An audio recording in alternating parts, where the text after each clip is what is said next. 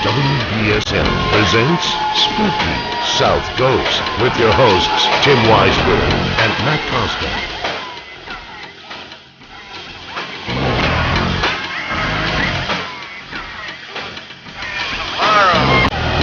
Good evening and welcome to Spooky Southcoast. Tim Weisberg here, along with science advisor Matt Moniz. We're ready to talk with you about the paranormal as we are each and every Saturday night. Getting a little bit of a late start tonight because Moniz and I are tired. Very. We spent the entire night last night at Fort Rodman State Park, and we investigated some of the ghostly goings on there. And let me tell you, I've done a fair share of investigations over the years, and I have never walked out of one as tired, as drained, and as sore as I feel tonight. I'm physically sore, which I don't know why. I feel almost like as if the roof caved in on me. But we'll get into all that later on in the program in the second hour, because I'm going to play for you some audio evidence that we captured last night that just blows my mind. And we'll also have with us some of the investigators who were there present when it happened. So we'll get into all that in the second hour. But for now, we have a fantastic discussion planned with one of our all-time favorite guests, and definitely one of the most controversial guests in the history of Spooky Southcoast.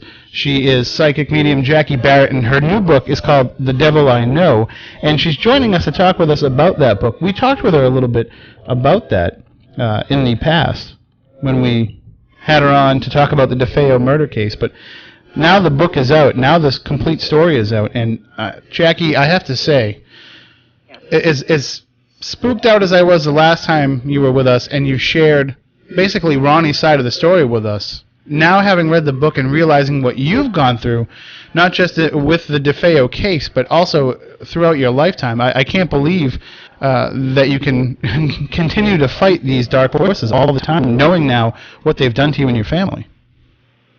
Well, maybe when that happens to one, you realize what you have to do. Mm-hmm. So it's not that you want to. It's something that has always been there, and you have absolutely no choice. I mean, you can walk away from an investigation. You can leave someone else's home.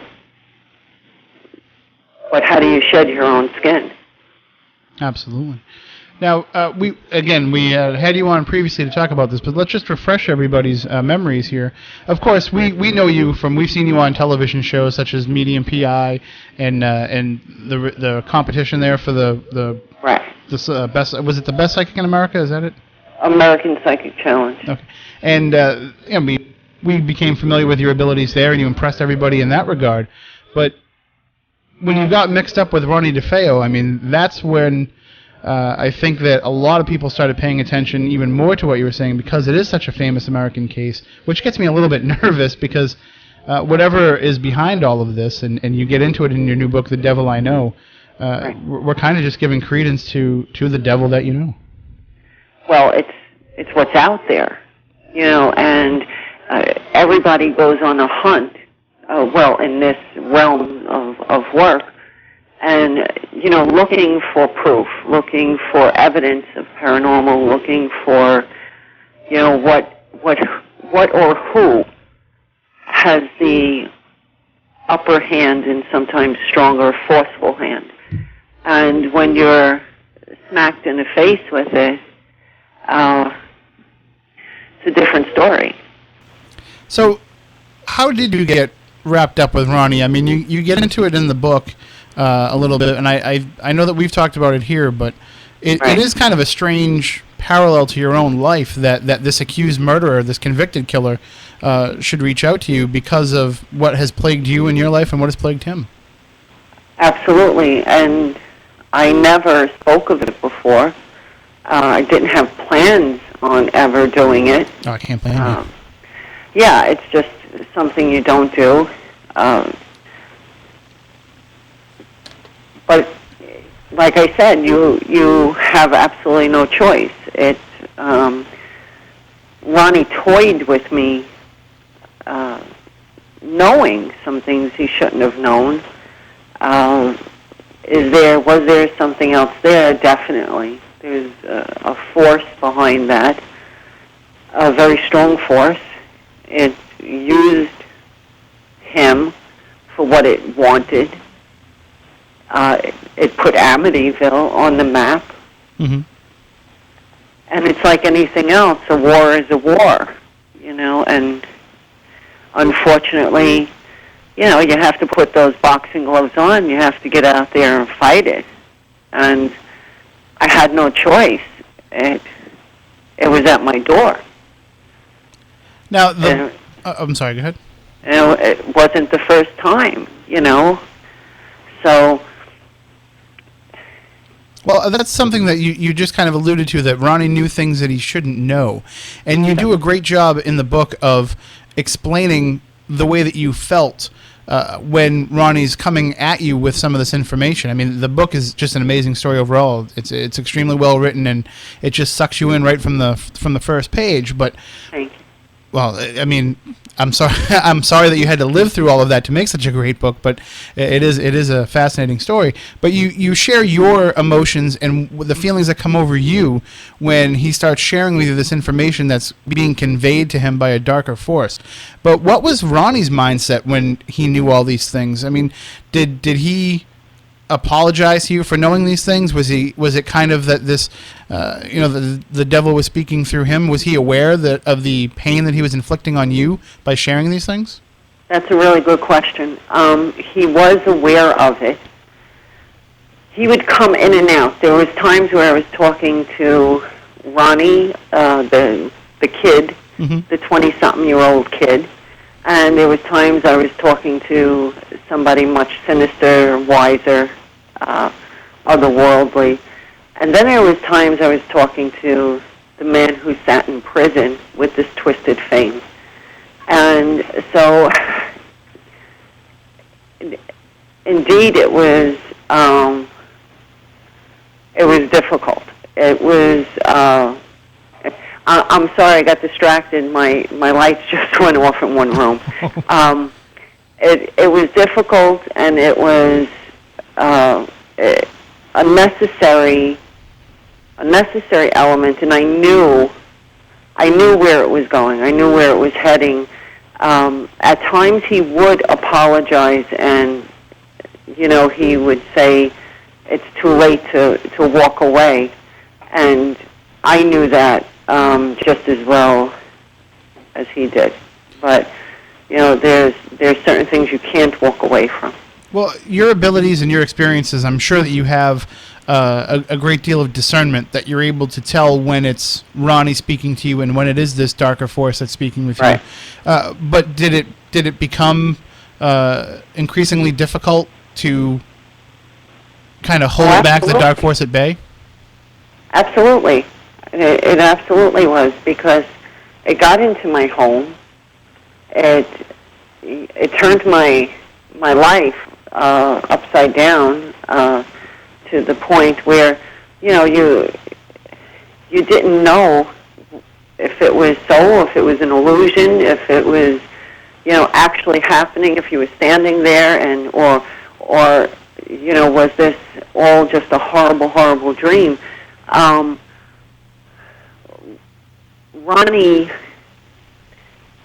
Ronnie had something so powerful in him that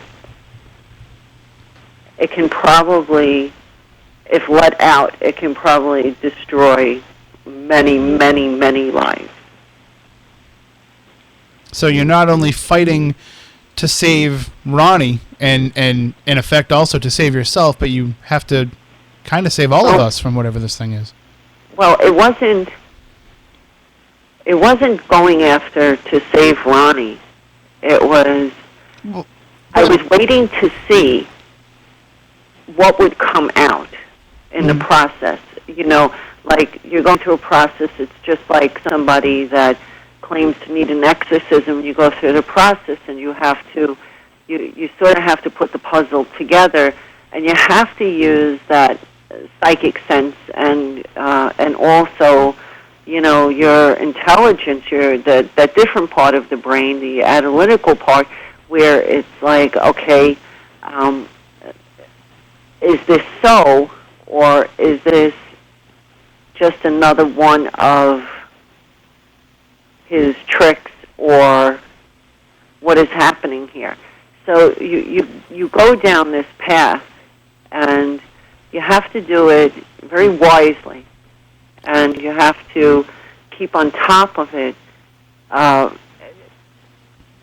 strange thing is that he knew exactly from day one where he was taking me. And I knew, but I really didn't want to face it, where I was going. And, of course, I had to. You know, we have to go through the storm to come out to the other side. And that's exactly what I had to do, but it was a strategy formed where how could we release this from him? And would we be able to get it all out of him and tucked away into a safe place? So, and this is something that has been tried before, and you know, many have were not successful at it. So I don't toot my own horn. I don't think there's anything to toot.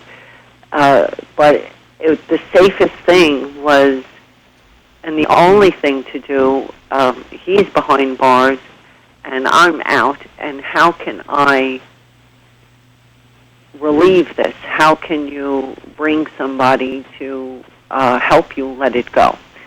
And as much as we could get out of him and tuck it away, it's still there. It may not be in him. And, you know, the devil is known for trickery. So, you know, is he fully recovered? Is he, you know,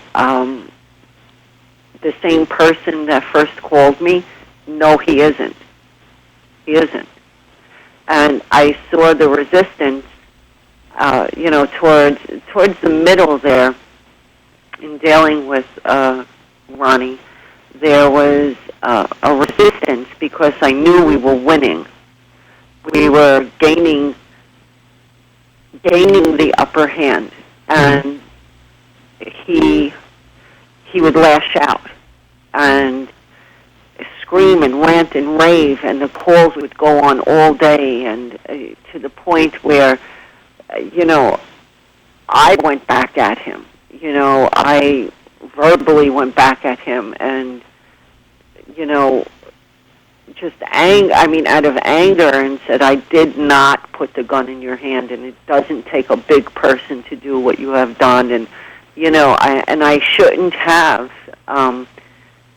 because the devil finds your weakness, and it was pushing certain buttons, but he is not the same person. And I don't know if Ronnie himself likes that, because I think he gloried in this, I'm Mr. Amityville. Yeah. And I think that, you know, once the book is shut and the story is done, he wanted the help so bad that he was going to commit suicide. And I have Ronnie taped on everything.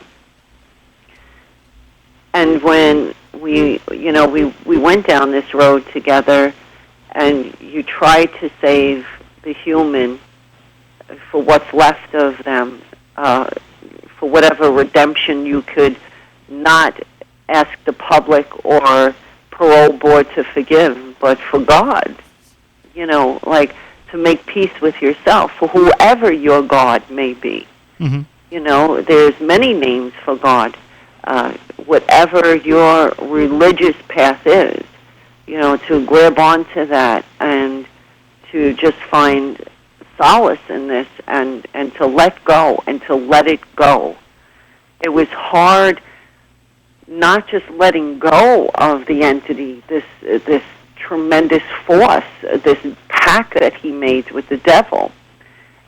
But the devil had to say, it's like, all right, I'll let him go, but what do I get? Right. He wants a trade-off. Exactly. There's always a trade-off in anything. You go into the store, you want to buy something, you pick up the item, you have to have, the money to do so. So it's a barter. And I felt that there was a little bit of him, that little bit that sits waiting for this popularity. And maybe if he didn't have that, he would have been saved long ago. Well, but there's also the aspect, I mean, we're looking at it as readers before we get into the book and we're first opening it up. We're thinking, Ronnie DeFeo, convicted Amityville murderer, monster. And nobody's ever really known him as the person that he is. And I don't know if Ronnie's ever known himself as the person that he is, because I don't think so. He's been Amityville murderer for 30 plus years, and then before that he was the victim of his father's aggressions, and he's never really had an opportunity to find his identity. So in a sense, just by going through this with you and going into this battle, he almost did commit suicide, because now he no longer has the identity that he's had for almost his entire life.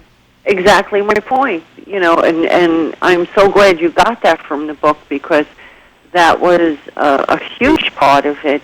I felt that the person sort of died who was born when these events took place and he was imprisoned, and you need to let go of. You need to be human. You are not the house. You are not the state. You are not Long Island, Amityville. When people hear that, the first thing they think of is the Amityville murders. The horror, the Amityville horror, like the entities, the possession, and he became a movie. Right. And I was trying to get the human side. And there was many times he broke down, many times, and didn't realize he was on tape. And we had that relationship, and I am very open, tape or no tape, and I got to the core of that little kid that was maybe like horribly abused, but it still doesn't justify the things that have happened. And his family, everything, it just seems like, if you can pick something out and just say, okay, this family is going to go down and do this, and you're going to make history, you're going to be the urban legend of Long Island, and you're going to be this. And he followed such a path. And the more these movies came out about him, and the more, he heard about the house, and the more this, the more that, he became this house. Mm-hmm. He became it. His eyes are those windows. Exactly. He became it. And, I myself have never stepped foot back near the property or anything. I went when I had to do something, and that was it. I don't find any fun, adventure, or anything. I just put a distance, a healthy distance, as much as I could between everything, because I was able to trace a lot of my own family alongside of what had happened to Ronnie. And it's frightening. And that's what I find to be, I mean, maybe it wasn't your intention in writing it, but in reading the story and coming away from it, that's what I find to be kind of the crux of the whole book, is that it's a parallel between the family that Ronnie grew up in. Here we have a traditional, big Italian family, and it's what we would think a happy family should have been growing up. And we juxtapose that with your life, which has been anything but unconventional, and your family now, which is, I guess we would say, is unconventional as well. But at the same time, we see the love and the strength in your family, and as different as it might be from the DeFeos, in sharp contrast to the DeFeos, who should have had everything in the world and instead, fell victim to this dark force. Exactly.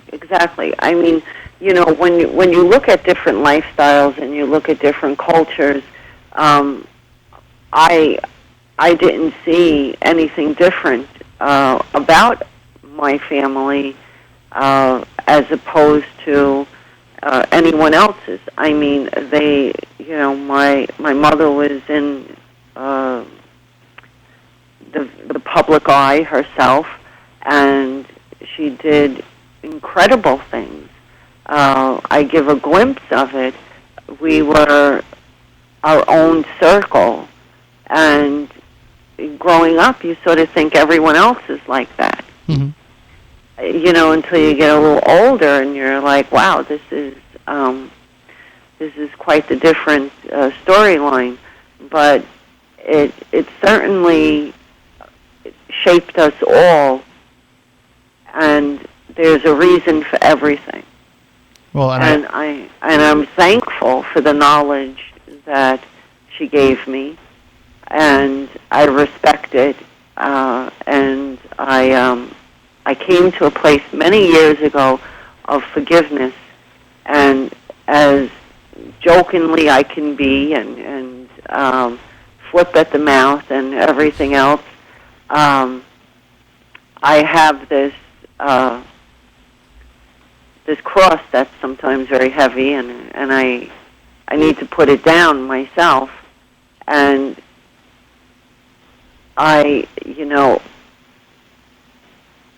I've always loved my mother as Ronnie has always loved his father. And, there's the difference of knowing when to walk away and take your knowledge with you and your gifts and whatever else you want to call them, and pack them up and travel about and use them in the right way. And I had a calling, and it was a secretive calling, but it was a calling, and it was much needed and sought after in different circles, where Ronnie did the opposite.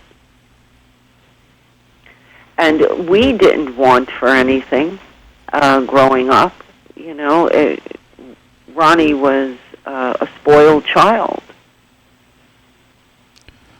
And I often, said to him, why didn't you just leave? Mm-hmm. The deeds were done. You couldn't bring them back. Why didn't you leave? I mean, he had the means. He was socking away money. A lot of money. A lot, and especially, you go back into those times, into the 70s, 40 grand here, 80 grand here. That's a lot of mm-hmm. money.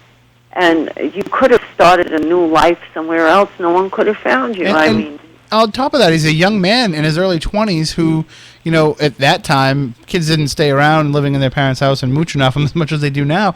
I mean, he should have been looking to get out on his own, aside from just all the abuse that he was suffering. I mean, it's almost like he was being held prisoner there. Well, he was. And by Ronnie, by Big Ronnie, or by something darker?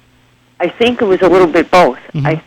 I think he wanted his father's love so much and approval that he kept searching for it.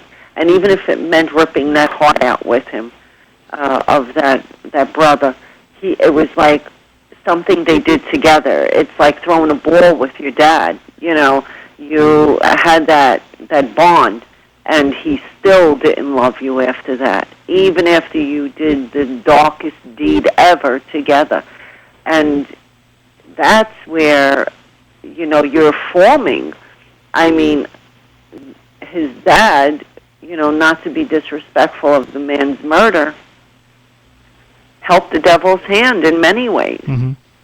And it wasn't done with Ronnie. You see, Ronnie couldn't go. It wasn't the money.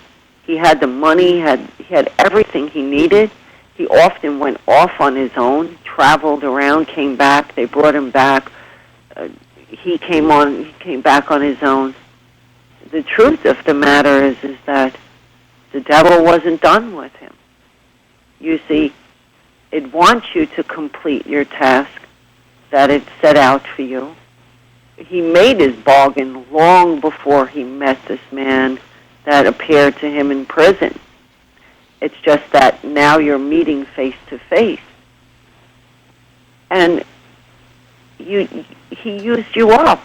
You did everything he wanted you to do, and now he has no use for you. So Ronnie had to make use for himself. He held on to the entity. He definitely was one of the strongest things that I have ever seen. And he didn't, in many ways, want it to go because it's what kept him alive in the public eye. But not only that, not only just the fame factor. I mean, it seemed like it was, the possibility of hopefully one day defeating this kept him going. The fact that he felt that he was battling it his whole life and still battling his father in addition to that seemed to be what kept him going. Absolutely. And he, there's, when it's done with you, and this is one thing that a lot of people don't understand, when it's done with you, it's really over. And you may, your human clock may be still ticking, but when your makers get killed, your parents and siblings and other people, it's over. It's over. And he didn't want it to be over. Did not want it to be over. There was a little part of him that hung on to this because then who else is going to approach him with stories? How many times can this be written and rewritten? And now that it has been written, and now that you get the sense from the end of the book that, your battle is not necessarily over, but this portion of it is, and hopefully Ronnie's is as well. But I have to ask you, as being Ronnie's spiritual advisor and really probably the only person that he has left in the world to love, are you afraid for him? Are you afraid for his soul now? Because I've got to think now he's just as weak and vulnerable as he was 30-something years ago. Oh, absolutely. And would Ronnie, just because I'm his spiritual advisor, ever think twice of turning on me? Without a doubt. I mean, you kind of got to say, look what he was capable of doing to those that he loved. Exactly, without a doubt. And you have to realize that he thrived on attention. That's all he got. Mm-hmm. You go into a cell, and the prison fit him like a glove. When I spoke to Ronnie, and even when I sat across from him and looked at him, and you get this feeling like it was meant for him. And as sad as it is to say that, it's true. It was meant for him. There was no other path. There was nothing for him to do. It was this. When he described how the prison looked outside, like a castle, like really? Like, who cares about that? Mm-hmm. Like, did that make you feel good, or did you think you were living in a castle? You're in the max security. it's But he's the king of his own world. exactly. So I know he's still going to have things happen to him. You don't, when you go through a form of exorcism, any kind of exorcism, but especially this type that has been festering and waiting and just growing with intensity, like the worst storm ever, just waiting to wipe your house off the block. You don't come out godly. You come out with residue on you, and you're opened. You're opened for other things to enter. You're absolutely opened. The day the book was done, something screamed in him that I have never heard before. And it sounded like 10 people at once. And there was sorrow, there was anger. It sounded like a woman, a kid, him a little bit. And the sobs went on for 20 minutes. And it was a part of him that didn't want, that part that was infested, did not want to let go. Well, we're actually out of time here. We have to take a break for the news, Jackie, and I know that you have to run, but hopefully you can come back somewhere down the line and really get into this even more with us. Absolutely. The book is called The Devil I Know, and you have to read it. You have to get inside this story and inside Jackie's life to really understand. And if you do pick it up, I mean, just beware. Like, you're going to want to make sure that you feel safe and protected when you read this book. There was certain times when I couldn't read it just because of the way the story is. So go to Jackie. I absolutely agree with you. Go to JackieBarrett.com. You can find out more about her, and you can purchase the book as well. It's available everywhere books are sold. Jackie, again, thank you for joining us, and hopefully we can talk again real soon. We didn't even share the story about how I broke your iPad. So that's okay. People can go on your Facebook page and see the video. Thank you again. Yeah, true that. Yes. Thank you so much. Thank you very much. Have a great night. You too. Bye-bye. That is Jackie Barrett. Again, the book is called The Devil I Know.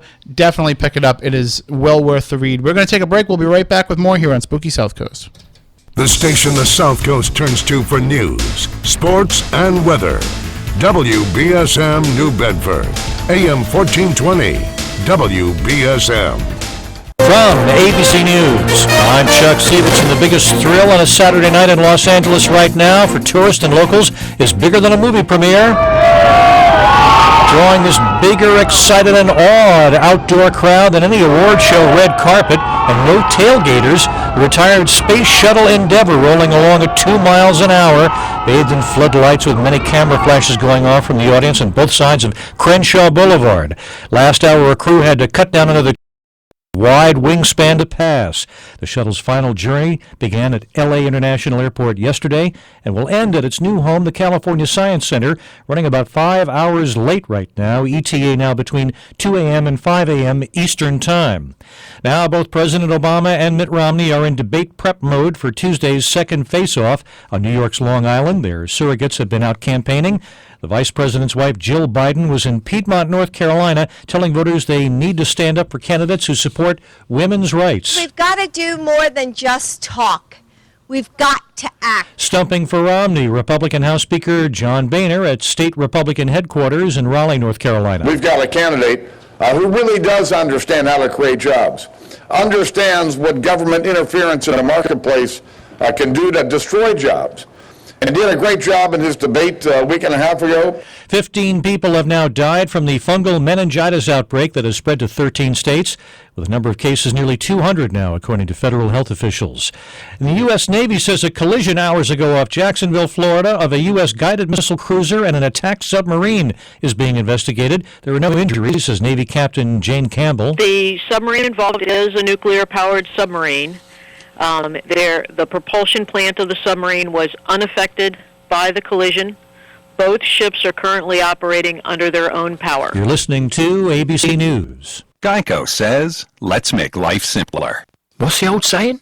Oh, build a better mousetrap and the world will beat a path to your door. The trouble is, a lot of mousetraps aren't any better. They're just new. At Geico, we've been saving people money on car insurance since 1936. That's over 75 years of savings. It's simple logic, really. Why not go with the company that invented the mousetrap? Of savings, that is. Geico. 15 minutes could save you 15% or more on car insurance. When it comes to managing your diabetes, Bayer's new Contour Next EZ blood glucose meter makes testing easy. You also get exceptional accuracy because it uses the next generation Contour Next test strip for close to lab test results. And all this at the lowest everyday price of all major brands. You can find Bayer's new Contour Next EZ meter at your local retail pharmacy.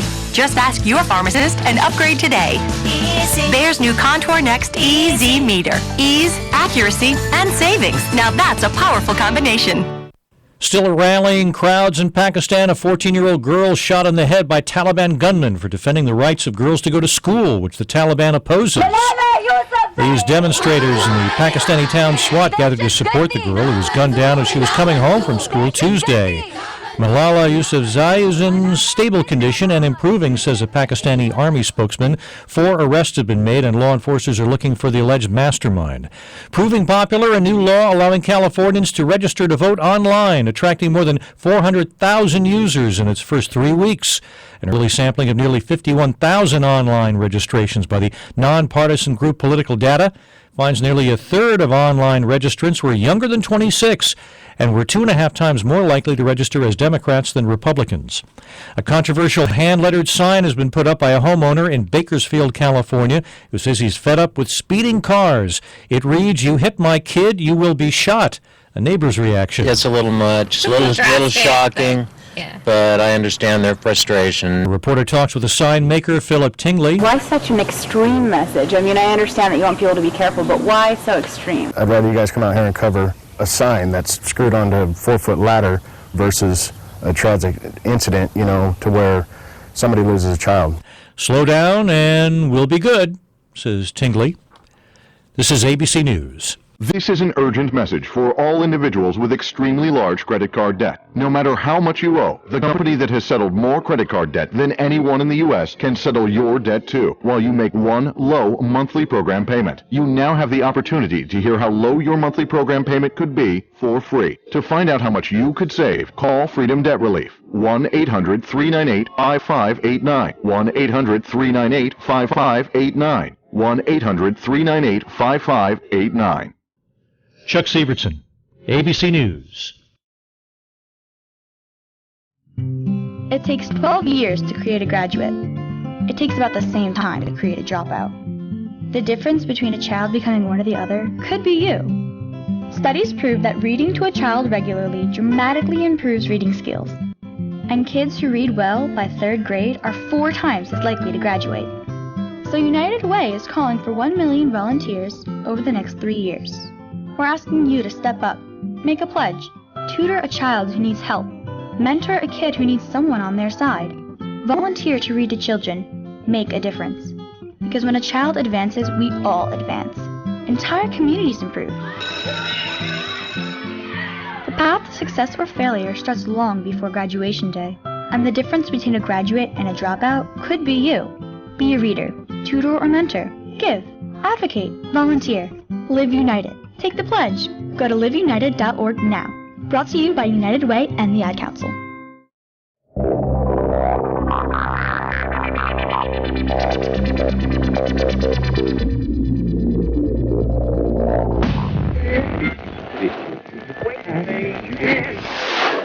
Radio, a medium that has been pruned, honed, trimmed, winnowed, chiseled, bonsai'd, and deposited here today, ready to be moistened with the watering can of evolutionary dew. This is the Dennis Miller Show. Come to be my baby.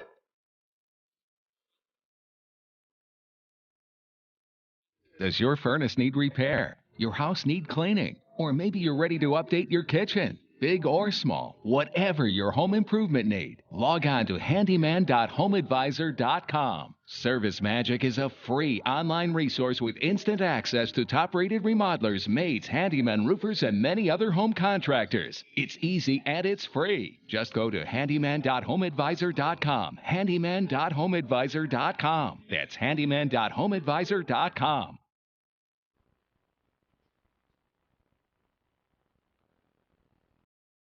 Look,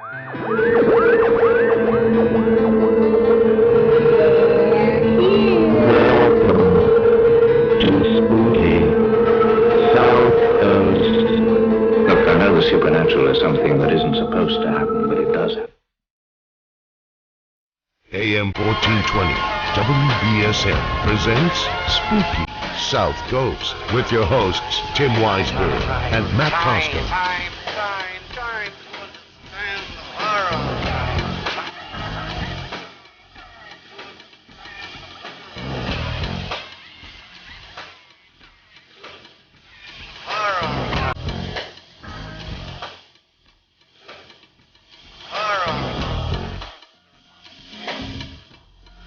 Welcome back. Hour number 2 of the program. Tim Weisberg here, along with science advisor Matt Moniz. You like how I raised my chair up, Moniz, so that I could be seen on Spooky TV? Yeah. I don't know if I like that because I look extra fat in this shirt, so. Yeah, but if you cut to the other camera, it's not so much. Yeah, that's true. Boom. There we go. Much better. I don't know. I don't know why I think people want to see me anyway. They just want to. They just want to see in case like anything goes wrong. It's not when everything's working and flowing fine. That's boring. They want to see when like something goes bad and I start like knocking stuff over. You do have a tendency to do that. I have anger issues, but not tonight because things seem to be going well, which is surprising considering we were talking with Jackie about the Amityville case. I expected that was going to lead to all kinds of problems.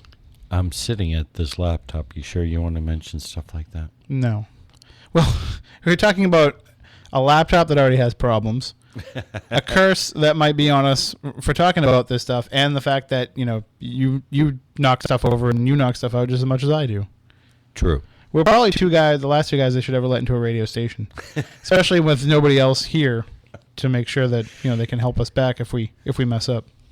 Yes, we're left unsupervised. Remember, Pete Braley is just a phone call away.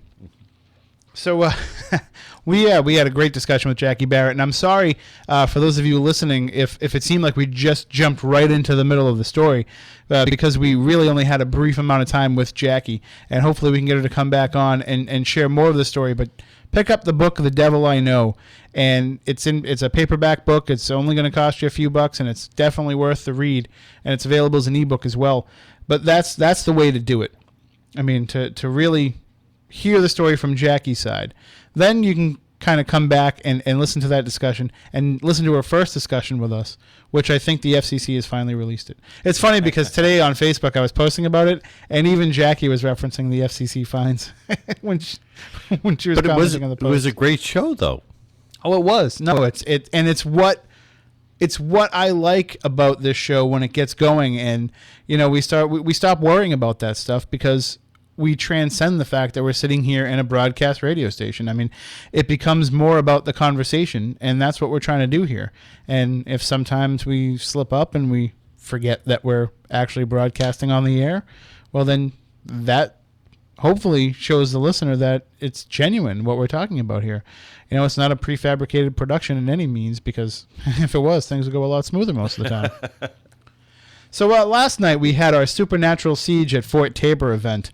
And whenever we do a Legend Trips event, there's always some degree of controlled chaos to it. That's kind of the fun in it for a lot of people. Naturally, we have a structure to what we're doing, and we have structure to the investigations. And last night we did get a little bit off track with some of the things, but we were really, really nervous going into last night because there were so many new elements that were being introduced. First of all, it's a new location that we had never investigated before. It was a mostly outside investigation exposed to the elements. And, of course, we have, for the first time ever, 22-degree weather coming on October 12th. Thankfully, by the water, it was a little bit warmer, but all of a sudden we have record colds happening on the night of the event. And I know when I walked out of my day job Friday, it was raining. And that had me super concerned. But we pulled it off. And the main thing is we didn't lose anybody. I mean, everybody made it back, which is probably priority number one. And everybody had a great time, it seems. So what was the most... What had you the most concerned going into the event, Moni? What were you most worried about? Other than what I remember of the place back when I used to go hanging like 25 years ago, and there was a lot of riffraff that would be hanging out in there, and the hazards of the place that were around it. Now, back when I used to go in it, it was part of an old National Guard base, so there was, cyclone fences and razor wire and old deuce and a halfs and trash all over the place. A deuce and a half. I can only imagine what that looks like. If you find a regular deuce, that's bad enough. Really big trucks. Yeah, okay.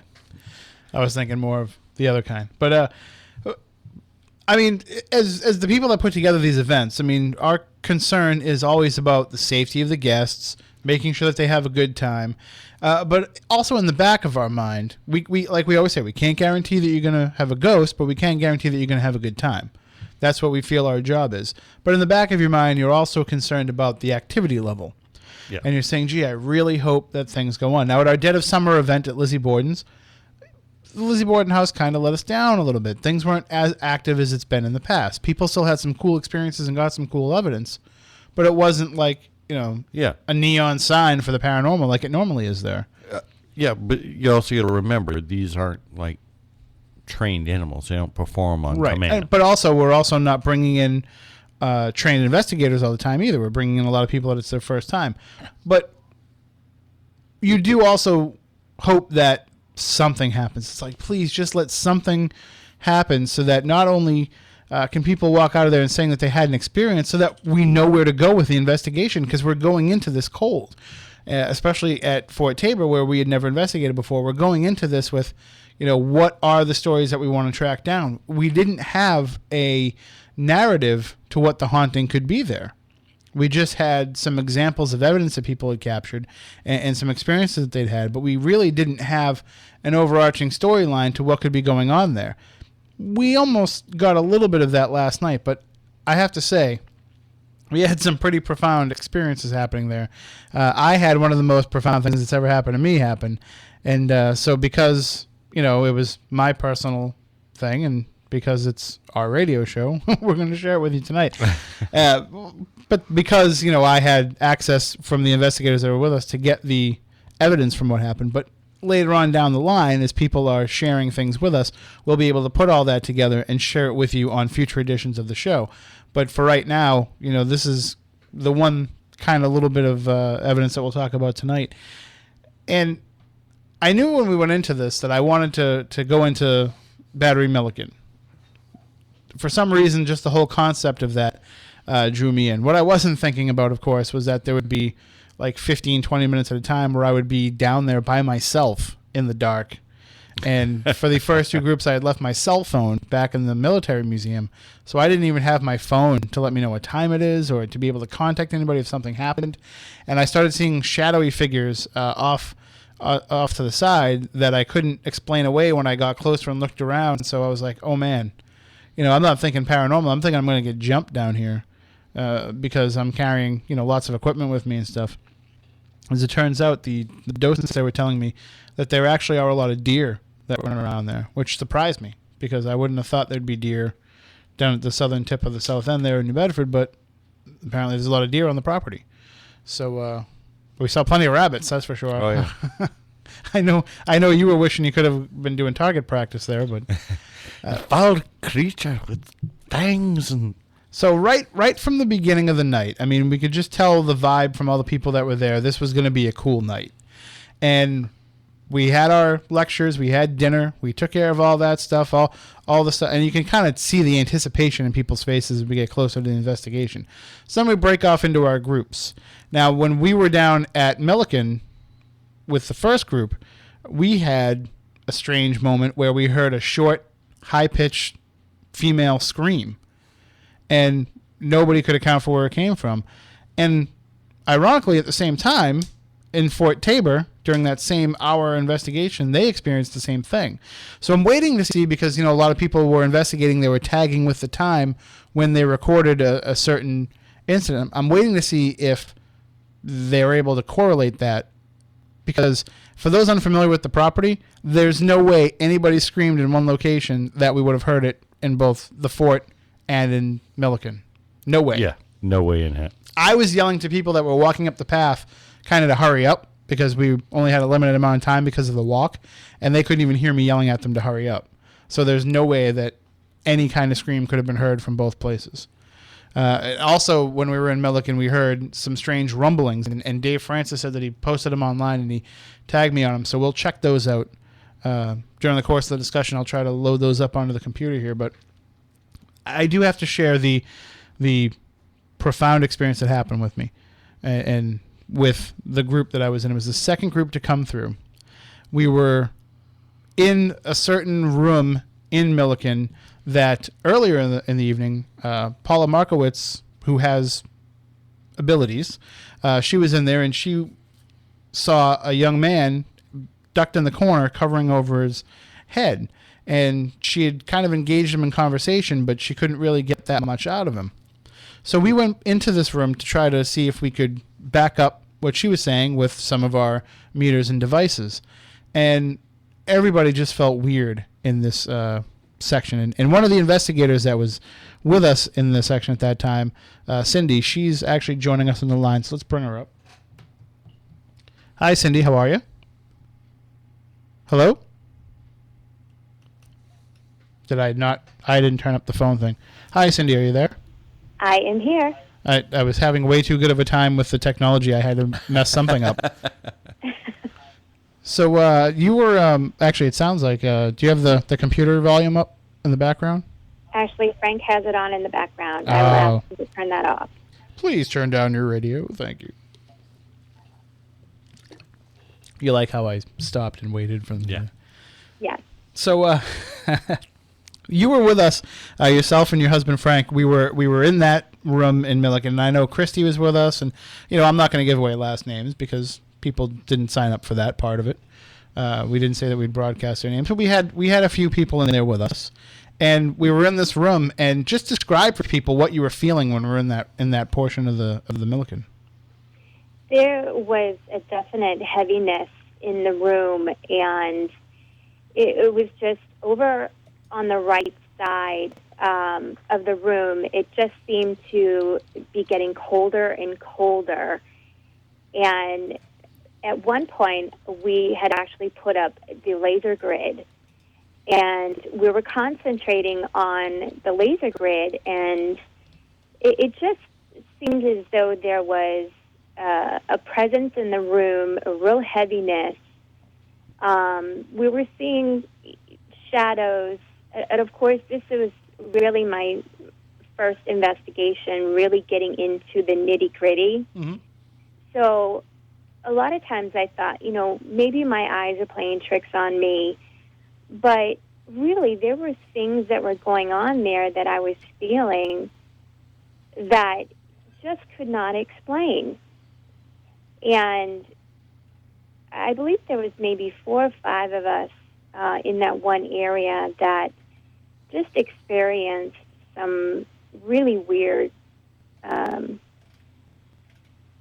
occurrences that we couldn't explain. Well, I mean, I don't think that I have any kind of abilities or sensitivities, but I could feel walking into that area, like it just felt there was like a tension, a tingle, almost like a draining of my energy. And we had so many things that were happening, little lights that were appearing. Frank saw that face that appeared in a window, in an open spot that was probably 7.5 feet high.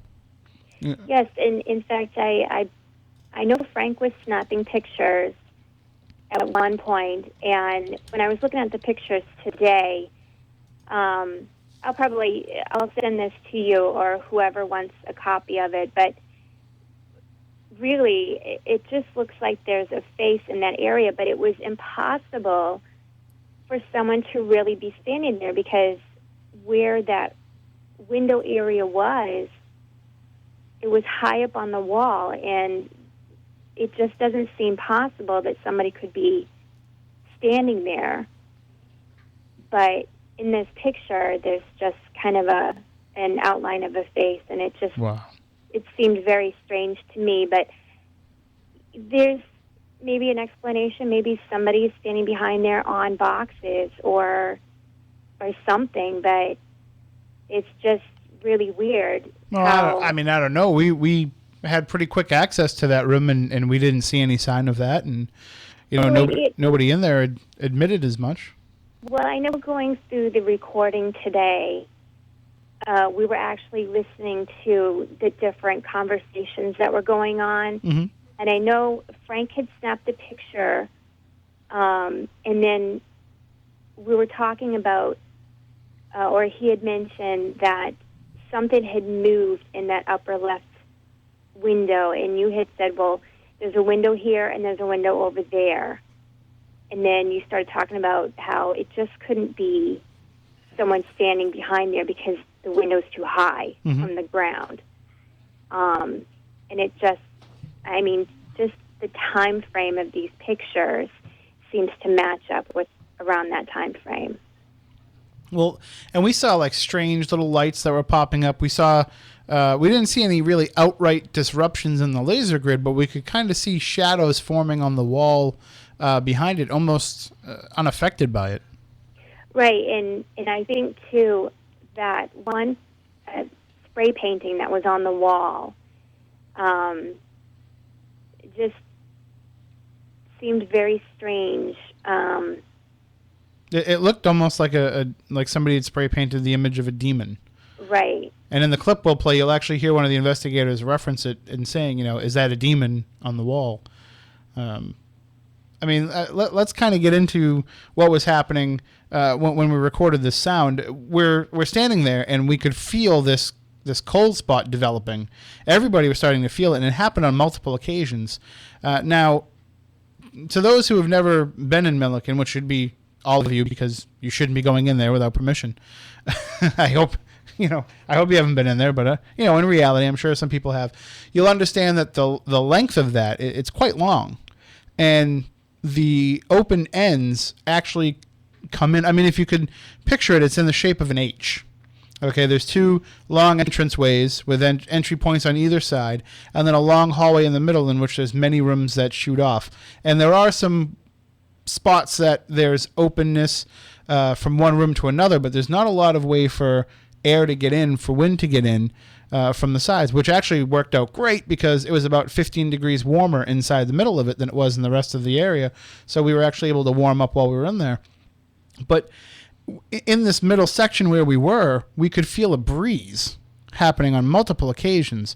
And I have no idea, no explanation as to why a breeze could be happening. I could understand if cold air was coming down from the top, or if cold air was coming in from the side. We're standing facing a brick wall, and we're getting a breeze directly in our faces, which I couldn't figure out. And that happened to you multiple times, right, Cindy, where you felt that wind? Yes. And we're standing there experiencing this, and I'm feeling this cold spot, and naturally my millimeter is on the other side of the room, so I can't verify that the temperature is changing. So I asked Frank if he could kind of put his hand in front of me to see if he felt it as well, and he did. But at the same time, you guys were running your digital recorder, and we came up with something very profound on audio that it just won't do justice to the way that it sounded when it happened. And I don't know, should we play the sound first, Cindy, do you think, or do you think we should explain to people what it was that we experienced?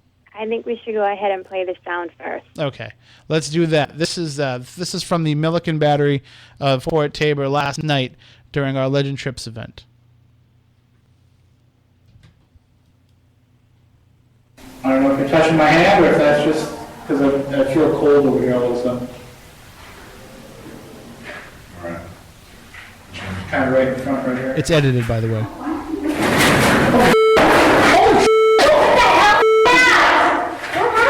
Was that you? Yeah. Well, it happened in here, but we don't know where it was. Sounded like it was coming from up top. What the f***? You okay? Yeah. What the hell is that? It's moving right there. Holy shit. There's a guy. That broke, I think. Why? Oh my god, it smells so bad right here, guys. What is that, a demon over there? A demon? What the f*** just happened? What happened? And we have to thank Mike Markowitz for editing that for us because the original could not be played. I'm going to run that one more time, and you want to listen right at the beginning there when you hear me asking Frank to verify the cold spot. I don't know if you're touching my hand or if that's just because I feel cold over here all of a sudden. All right. Kind of right in front right here.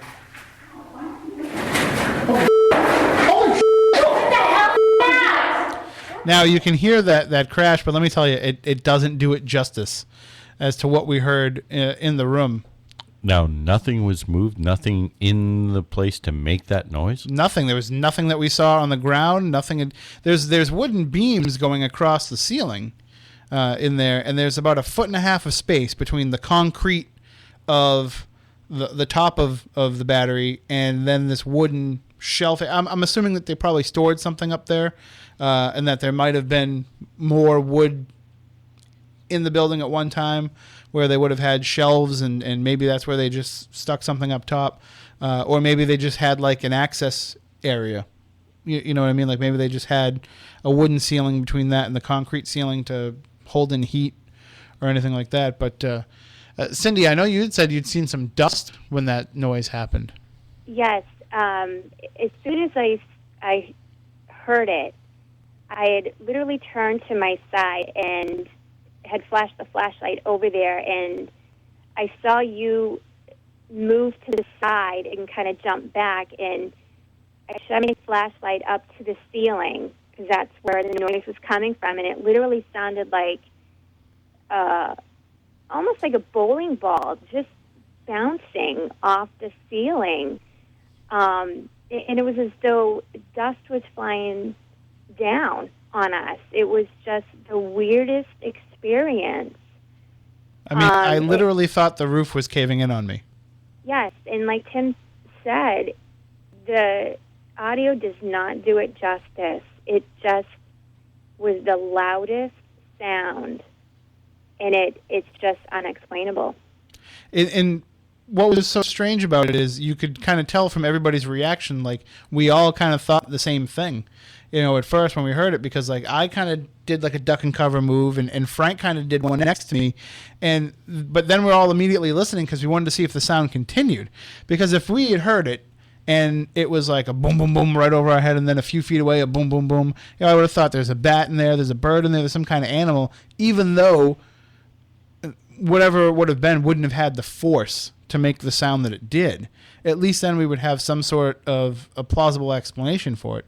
But it just happened so quick and right in that one spot that there was no way that anything that was up there could have gotten away. And if something had fallen, if a chunk of concrete had fallen down and landed on that wooden ceiling, we would have been able to find it.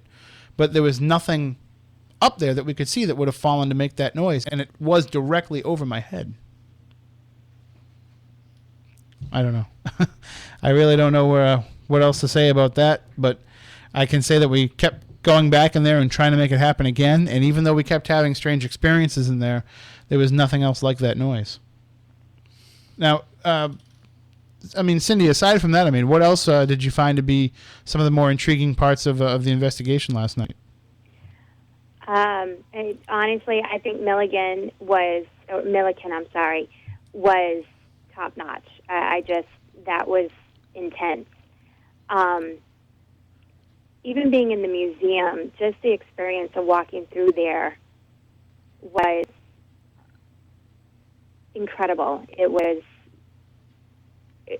good feelings, but it just seemed as though like that back corner, everybody seemed to be drawn to that back corner. Mm-hmm. And in listening to some of the recordings that we have, there was a time that me and another investigator were standing next to a display case, and she was talking about some weird feelings that she was feeling, and she had asked me to stand in the same spot that she was. And I had done that to see if maybe I could experience what she had experienced. And as I was listening back to the recorder today, the conversation, in between a conversation that I was speaking and she had spoke, there was a name, Jean, that came through. And this is something I'm going to have you listen, or Mike or someone else, just to tell me if I'm not hearing things. Because there was nobody else but me and this other investigator there in that one particular area. Well, definitely, definitely get it to us, and we'll see if Mike's pretty good at enhancing them too, and we'll see if we can get it here on the show. Because sometimes you catch stuff that doesn't really translate well to radio, but on the podcast end of it, I mean, they sound great. So. Right, and I know over at the fort they had some experiences over there, and it was a great investigation. Well, I thank you for joining us on it. Thank you for having me. And now we're going to do it all again next week. Absolutely. We're going to be at the Fearing Tavern and a few other buildings from the Wareham Historical Society next Saturday for Haunted History Night 2012. And I know that I don't have to worry about the ceiling falling in on me at any of those places. All right. Well, we will talk to you next Saturday. Great. Sounds great. Thanks so much, Cindy. You too. Bye-bye. Bye-bye. And hopefully now I see that Dave's in the chat room, and I'm trying to find the audio that he's talking about. But maybe if he's feeling up to it, he can give us a call, and we can talk about the other sound that we heard when we were in there. Because I know that he said that he had been able to upload it, but I couldn't find it anywhere. So, Dave, feel free to call in. But we will be at the Fearing Tavern this Saturday night for our next Legend Trips event. I'm not even recovered from last night, but we'll start planning for Saturday. You're not the only one. And it's gonna be a great night because it's the locations there are so awesome. You get to investigate a tavern from 1690. I mean, when can you ever get that opportunity otherwise? And we're gonna have our usual formula of dinner, and we're gonna have some presentations for you. We're also gonna have a live taping of 30-odd minutes. So you wanna make sure that you can be a part of 30-odd minutes that way. And I know that Matt, you get to be part of 30-odd minutes every week, but for the audience, for the attendees, it's a pretty cool thing. Oh, we're happy to do it, and we're actually looking forward to doing it. It's going to be a fun event.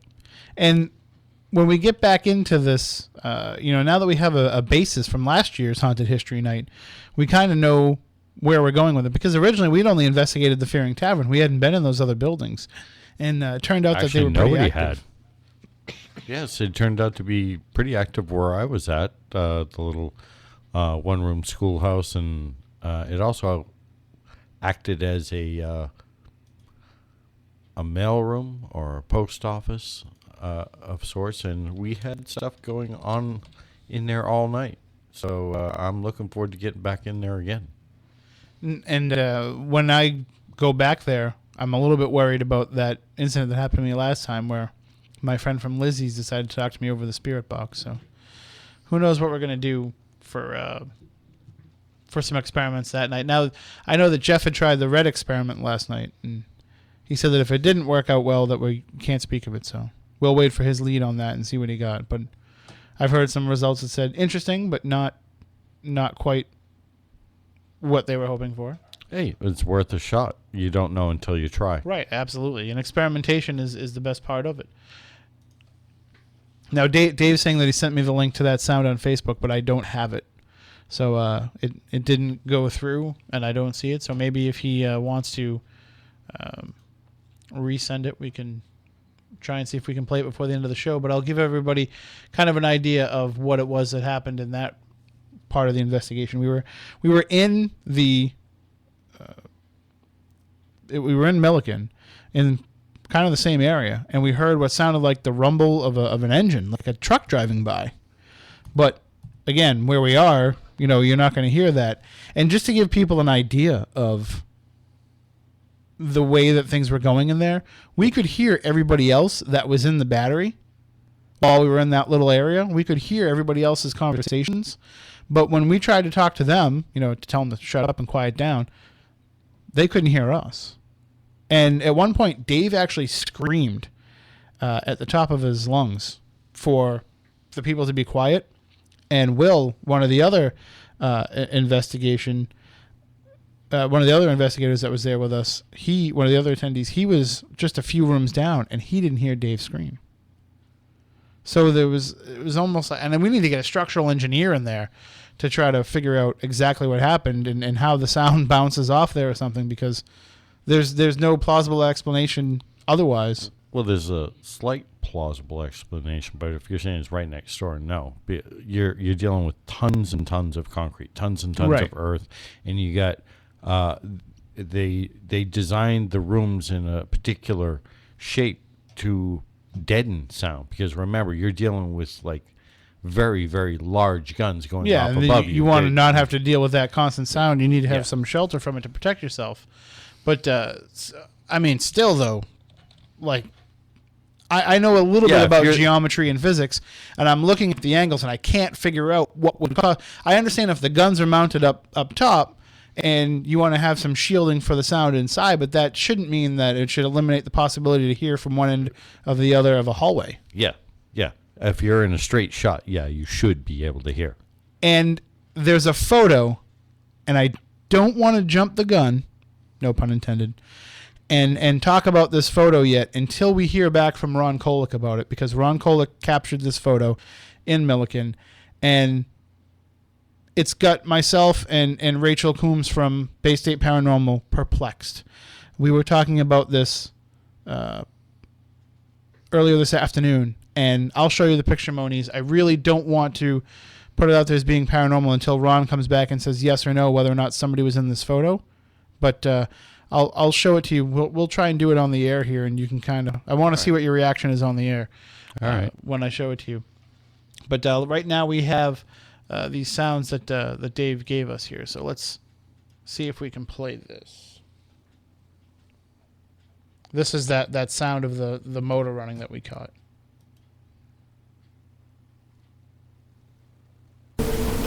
Was that you? Can we do it again? What's that? A rumbling? Yeah. It's like a rumble. That was in my stomach. No, it sounded like a car that. I kind of felt the vibration. Or it couldn't have been. No. Now, you really can't hear it as well as you can feel it kind of in that clip. Was that you? Can you do it again? What the hell was that? A rumbling? Yeah. Can you do it again? What the hell was that? If you kind of hear that rumbling? Yeah. And it was much more pronounced. Again, though. And Dave's mentioning here in the chat room, it's weird, these sounds, the recordings don't do them justice. And we're using high-end equipment here. We're not walking in there with, we're not trying to record on our cell phone recorders here. Dave uses a pretty high-quality device, and I know that Cindy and Frank did as well. And the fact that these sounds... Moniz, you understand physics and physics of sound a little bit more than I do, but... That and working in recording studios and industry, yeah. I understand that when you're there and you're in this concrete building, there's going to be some different reverberations for the sounds, but not to the point that they should be so powerful to us there in the moment.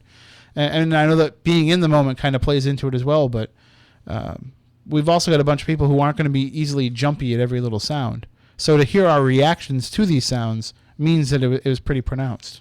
Yes, it was definitely a legitimate sound. I'm not going to speculate on what the cause was, but the equipment picked it up, and your reactions definitely point that it was loud enough to garner your immediate attention, which meant it had to be close by. Stuff further on in the distance would obviously sound distant and echo. And if it was a car going by, there is... You would have heard them all night. It wouldn't have just been It wouldn't have been just the one, and it would have been sustained. It wouldn't have been just that little brief, because it would have had to have gone somewhere. Yeah, Dave's saying that he thought it sounded like a diesel engine idling, and that was kind of what it was. And we'd actually heard it.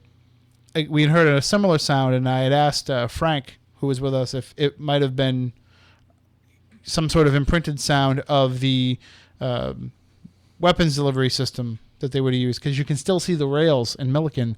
Some of them have collapsed down, but if that might have been the sound that it would have made, and he was explaining that it would have been more of a metal on metal, clacking and squealing to it. So I don't know. It's just just some really cool experiences. The only thing I can think of, because you were close to the waste treatment plant over in that area, is maybe one of the large pumps that pump from one clarifying tank into another may have kicked on for underground. Just a few seconds? 2 seconds? Yeah, something, some of these, you got to remember, these are huge tanks and stuff like that. And I used to go to that waste treatment facility to pick up samples for analysis, so I'm familiar with the layout of the place, and I know that they have some large pumps that they use to pump from one tank to another. When they first start up, you could have some reverberation. And would that have I mean, the size of these tanks and the process more than I do. Would it have happened multiple times during the course of the night, or would it have not been uncommon for it to happen just once or twice? All depends. It has to do with the amount of flow that's going into the place. Okay. We're in the middle of the night, so during the day, if they go off more often because there's more people up, more people using water, and of course the tanks would have to be activated more. So once in a great while throughout, the evening hours would not be uncommon. Maybe we go down there during the day and we just hang around, and because there's a nice walking path that goes right by there, and we see if we can see them go off and see if it's a similar sound.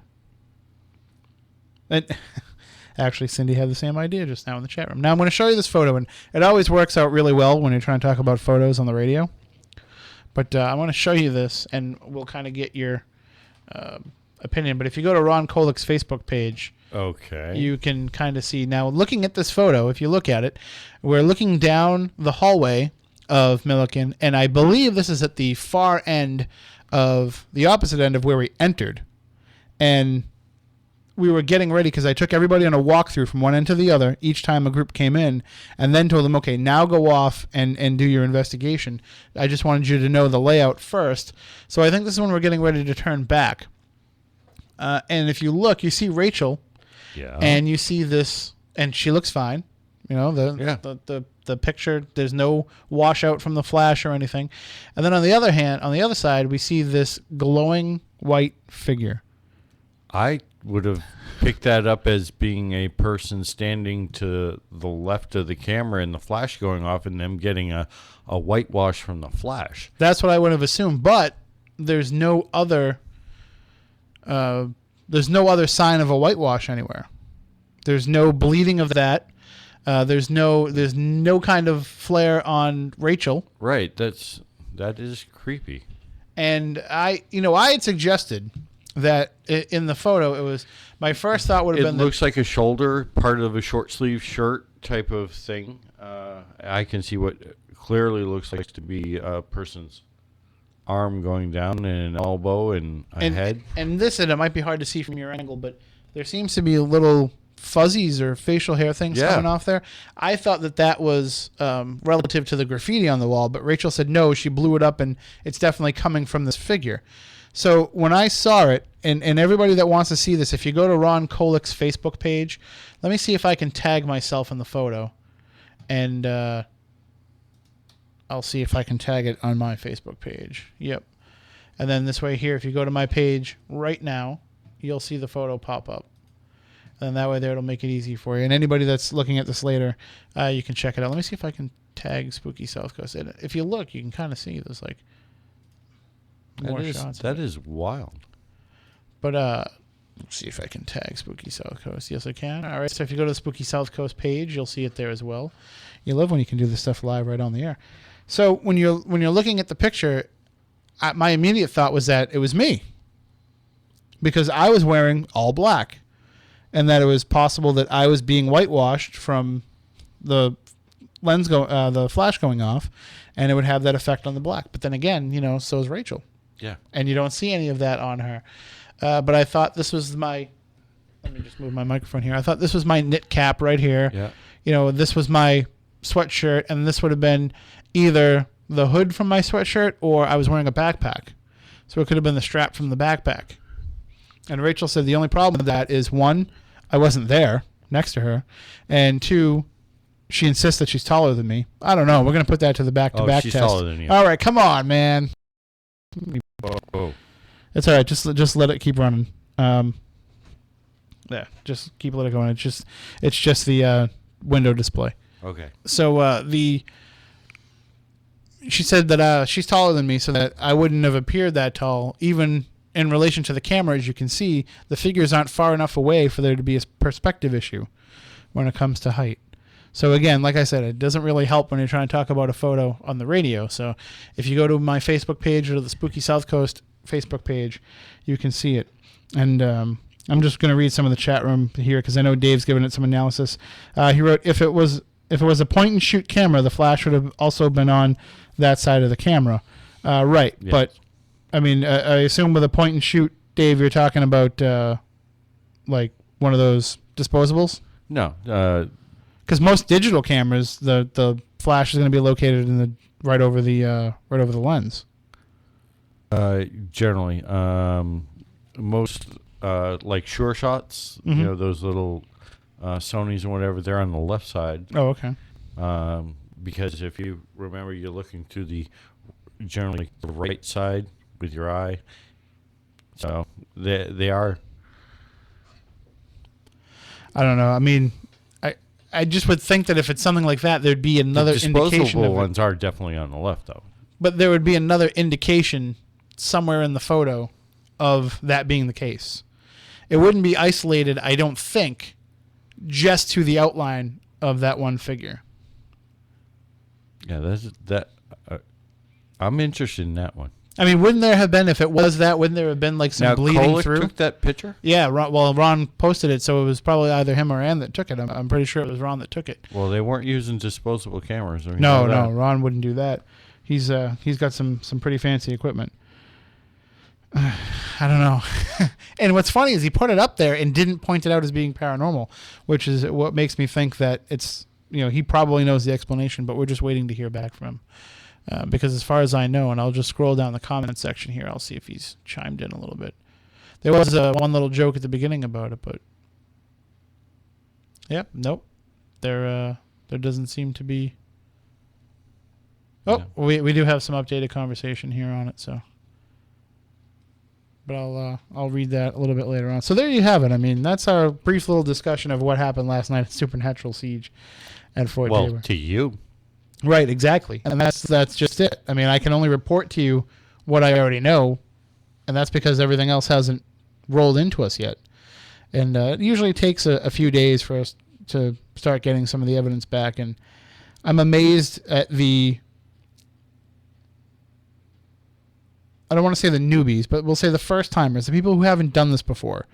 I'm amazed at when we're doing this, you would think like, okay, they're going to catch a picture of an orb and be like, look, I got an orb, I have a ghost. You know, you would start to think that they'd be willing to jump on the paranormal train a little too soon. But I love the fact that whatever the vibe is from the experienced investigators, the newcomers catch on to it right away. And you see them throwing out things like immediately, like, oh, yeah, well, look, I have some orbs in this picture, but I just leaned against the wall, so that's probably dust. Or, you know, they take a picture and something's glowing in the photo, and they're like, well, wait a minute, let's see what might be reflecting the flash off there. And it's like people who are like, I don't know about this, I've never done this before, I'm interested in it and I want to learn, are becoming a seasoned investigator almost by the end of the night. It's just, to me, that's the fun part of it, to watch people go through these experiences. If something happens to me at the same time, that's just gravy. Yeah. I had fun in my little hole in the wall that I was put in. You were in the Walcott battery. Yeah, and interesting little facility. I probably had the smallest spot in the whole thing, but I had activity and stuff going on all night. I mean, hearing audible voices, footsteps. Every group that came in pretty much just chased these footsteps going up and down the hallways inside the battery. We got a number of EVPs. I had one EVP calling me a particular word we can't use on the air. Called you an a-hole. Yeah, basically. But didn't censor it. No. And there were a lot of people getting EVPs in there all night. But the footsteps were the thing that was really wild. We were standing each group would come in, we'd stand, and we'd start talking. And then I'd have them stop and listen, and all of a sudden, you hear the footsteps going down the hallway, and people start chasing them. And there's 2 batteries that we didn't even investigate during the course of the night because they're still in the process of cleaning them all out and opening them up a little bit more. So, I don't know. I mean, just the amount of activity that was happening for this event. I can't wait to get back there. I can't wait to bring people back there. And we know that the fort was very, very happy with the way that everything went. And I know, like I kind of alluded to earlier, there was a little bit of a confusion issue with moving some of the groups around. So, we'll alleviate that in the future. But the fort is very happy with what went on, and they want us to come back and do another one. So in the warmer weather, we'll definitely plan one. And we'll make sure that we do it on a Saturday this time so that people can get down there, because I think a lot of people were worried about that Boston traffic. You know what that's like. I had to deal with it getting there. So we will definitely return to Fort Taber, that's for sure. And in the meantime, if you've never been down there, I highly recommend that you just go visit and take a tour of the military museum. It is free admission, but they appreciate any donations that you want to make. Throw a couple dollars in there, help them out. And one of the coolest parts of the night was when we went back for the break, and Jeff pulled out a brick from Fort Taber, from Fort Rodman. Yeah. And he said that the fort had graciously allowed us to auction that off as a fundraiser. Cool. And we started the price at, $5, I think it was. And we got it up to about $25. And then all of a sudden, our good friend Christy, who's been on most of these legend trips with us, she raised her hand and blew everybody away, and she bid $40. Oh. So she got the brick, and she got a letter of authenticity from the fort and everything. So, it's a cool little piece of history, and it's something that not everybody has a chance, because they don't even let people in the fort. This is one of the few times anybody can ever get in there. So she has a cool little piece of history. I almost took a rock from inside Milliken to bring home to my son, because he collects rocks from cool places. Yep. And that was when the roof almost caved in on me sound happened. And I polled the group that was there at the time if I should take it with me or if I should leave it. And a few brave souls were saying, take it with you. Ron Kolick was advocating me taking it with me. But in the end, we decided to leave it there. So probably better off, because otherwise I might have ended up looking like that guy. That is a creepy photo. We got to figure it out. So, again, if you want to join us for a Legend Trips event, you don't have to wait that long, because the next one is Saturday night, this coming Saturday. We're trying to work out things so that Spooky Southcoast can air on, we'll call it a tape delay next Saturday night. So if we can't work that out, we hope to at least have a tape podcast for release next week. But next Saturday night, we will be in the Fearing Tavern and those other buildings for our Legend Trips event, Haunted History Night 2012. Tickets are still available. There's a few left, $99. It includes dinner. It includes lectures, a live taping of 30-odd minutes, and hours of guided investigation throughout these 4 historic buildings down there in that little corner of Wareham. And we've recently started, pointing out to people the amount of money that we've raised for the historic locations that we hold these events in. Well, look what we did last night. We paid for the heat for the entire winter for the museum at Fort Taber with that one event. Right. So now they can keep that museum open all winter long, and they can have it be accessible to people. They don't have to worry about paying the heating bill for it, because we took care of them for it. And I say we, but when I say we, I don't mean Legend Trips. I mean the attendees who came to that event. We, as the paranormal community here, took care of that and kept the heat on at the military museum all winter long. So, give yourselves a pat on the back if you came and, excuse me, if you took part. And we've raised now over $6,000 for these various locations since we started doing Legend Trips only about a year ago. So that's very admirable. And we have plans of increasing that number exponentially in the next couple of years. We're going to start trying to incorporate more of little ways for people to make donations if they can't make it out to a Legend Trips event. And if they want to at least just give something to keeping the location going, every $5 helps, every $10 helps, every dollar helps to helping maintain these locations. So we're going to do all that we can to keep it going. And we're also going to keep having cool events in places. So if you want to get on board for Haunted History Night for a $99 ticket, just go to legendtrips.com or go to spookysouthcoast.com and click on the Legend Trip slide or the Haunted History Night slide when it rolls through on the slideshow there. And we still do have the great room deals available as well at the Hampton Inn. You can get a room for $79 plus tax right here in Fairhaven. If you're coming from this end of the world and driving to Wareham, you can't beat that deal. And these people at the Hampton Inn have just been phenomenal in not only helping us keep things going, but working now with Fort Tabor and working with some of the other cool spots in the area to help out with getting people to and from the hotel. And they were willing to keep booking people after the event at that special rate too if they wanted to just crash there and not drive home. And so you can get a room there for this Saturday night. And also the Days Inn of Middleborough, if you're coming from the north, they also have a special room rate of $70 for the night. And plus we still have spots available for our spirit medium readings with Tiffany Rice and Stephanie Burke. So if you want to book a reading while you're at the event, even if you've already purchased your ticket, you can go back to the event page and purchase your reading. We only have room for 6 readings per psychic medium, per spirit medium for the event. So book them fast because they will fill up. All of that information is up on legendtrips.com if you want to take part of it. I highly recommend it because even at the very least, at the end of the night, if you didn't have a paranormal experience, you know you had an awesome night in a historical spot that not a lot of people have a chance to get into, and you can go home feeling pretty good about yourself knowing that you helped keep that place alive. You help keep that place going, not only for ghost hunters to experience, but also for kids to come and go on field trips, for people to come and enjoy, for tourists coming out of town to come and experience for themselves. So it really is a phenomenal thing. So that does it for this week's show. Again, we'll be back next Saturday night. Well, maybe not next Saturday night, but we may be back in tape delay form. We have to find out if we can make that happen. But if not, we'll talk to you 2 weeks from now when we start getting a little bit closer to Halloween with our annual Bridgewater Triangle episode.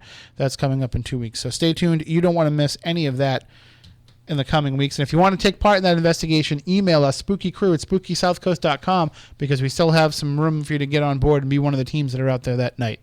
So definitely do that in the near future so we can start making plans. We're going to leave Chris in charge of all that because we're going to be all over the place coming up. So that does it for this week's show. Until we talk to you next, hopefully next Saturday night, for Matt Moniz, for Matt Costa, for Chris Balzano, we're going to want you all to stay spooktacular.